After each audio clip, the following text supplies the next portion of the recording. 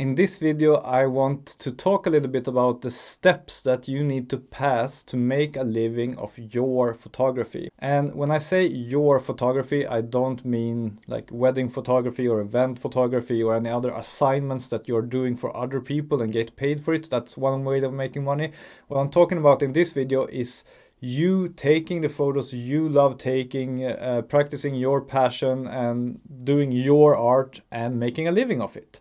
And this is obviously very hard to do. There are only maybe a few thousand people in the world that are able to do this. And I have identified 3 steps that I've all went through to be able to do this. And with this video, I just want to present these steps. And you should be able to reflect where you are, if this is your ambition, and what you need to do next to pass the next step and to climb the ladder towards the goal of making a living from your photography. First of all, step 1, you need to get good enough in photography, in your art, to become noteworthy. And to me, this basically means that you need to reach a level where you don't come off as a beginner, as 99% of most photographers do. Your work needs to look at least somewhat professional. And also you should preferably develop your own unique style so that you become recognizable. When someone looks at your photos, they should be able to tell that this is one of your photos because it is taken and edited in your unique style. 99% of all photographers never become good enough to be noteworthy. And this is a simple fact. When I look at random accounts on Instagram, I can see that, oh, this is a person who is interested in photography, but he or she is not yet at a level where there is even a chance that they could make a living from it because their work does not stand out and it looks like a beginner's work. Passing this step can obviously take several years. It does for most people, and most people never really pass it. The reasons for that could be that they lose interest before they have developed the skills necessary, or very often, unfortunately, that they simply lack the talent. I think only a pretty small portion of all people are actually talented enough and can really distinguish a great photograph from a bad photograph. And if you don't have this core ability to see like what is a great photograph and what is a bad photograph and see the difference between them, how are you supposed to take good photos yourself? Because when you've been out taking photos, you come home and you have maybe 500 photos. How are you supposed to pick the 3 best that you can publish if you don't know which ones are the 3 best? This is, I think, something you either have or don't have. And if you have some of it, you can develop that skill and become better and better at seeing what is a beautiful or good photograph. But to some extent, I think it is probably not something you can do much about. Anyway, this is a very big hurdle, step 1. Most people never pass it, but the ones who do don't magically start making a living of their photography. They need to be seen as well. And this is step 2, to find an external promoter that builds up your audience over years. This is something I have seen in everyone who is making a living from their photography, that they have some kind of mechanism that builds up their audience automatically in the background until they are a big name with hundreds of thousands of followers. And this is something you need for step 3, which we'll talk about in a moment. So how do you find an external promoter that builds up your audience? I think, unfortunately, a lot of it is probably luck and timing. For example, one of my favorite photographers whose work I really admire is Joe Greer. He's a very famous film photographer. And I've listened to some interviews with him, and he credits a lot of his success to him being one of the first users of Instagram and one of the first really good photographers on Instagram, which made Instagram like pick him to be one of the recommended accounts to follow for every new person who signed up to Instagram in the first few years. This obviously gave him lots and lots of followers and lots of people who knew about him.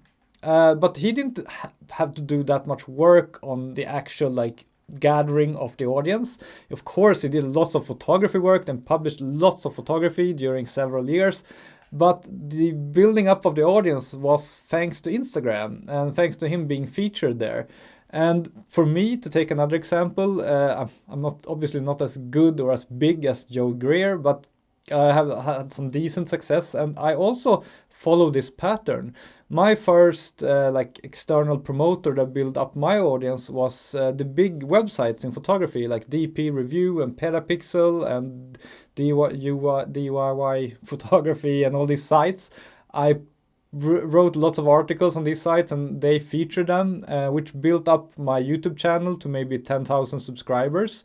I would have never gotten anywhere without that first step. And then the next step was that YouTube became my external promoter. They sent lots of traffic to my videos. Now I have, what is it, like 60,000 subscribers. I could never have gathered this audience manually myself. But now I get like 30, 40 new subscribers and followers every day automatically because there is an external promoter that builds up my audience. And this is step 2. This is something you need. There are several different ways to go about it, but you need to crack the code to get that external promoter that builds up your name. And step 3, this is by far the easiest step. The first 2 steps are incredibly hard, requires lots of work and some good luck, both with your genes and with your timing and whatever. But step 3 is comparatively easy. And that is when you have big enough of an audience, you need to start monetizing it. And what is big enough of an audience? Well, it depends, of course, on how devout they are in following you and in buying your stuff. And also, of course, what methods you can find to monetize your stuff. For example, someone like me who is a YouTuber, I would say I have medium abilities to monetize my audience. The good thing with being a YouTuber is that you have so many different ways you can monetize. You can get money from YouTube ads, affiliate links, selling print to your viewers, sponsors on the videos. Yeah, there are many ways. If you're only on Instagram, then maybe you need to do brand deals, or you could sell photo books or like prints and stuff, and so on. Like if you're an NFT photographer, you don't need as many devout fans, because if just a few people are ready to pay what a typical photography NFT costs today, then you will make a living with not that many sales. So the third step, I won't talk too much about it because it's pretty obvious what kinds of things people do to make money off their audiences. But my main point is that you need a pretty big following to be able to monetize well enough to make a living. I think most people, regardless of platform and medium, they need maybe a few 100,000 followers to be able to live off that, to sell their work or to get sponsorships in different ways, to be able to make a living completely off that.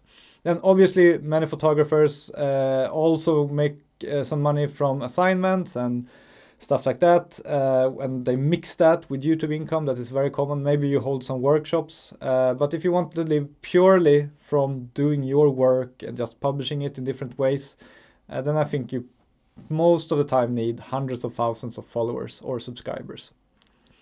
All right, these were some thoughts from me about how you can make a living off your photography. Do you agree or not?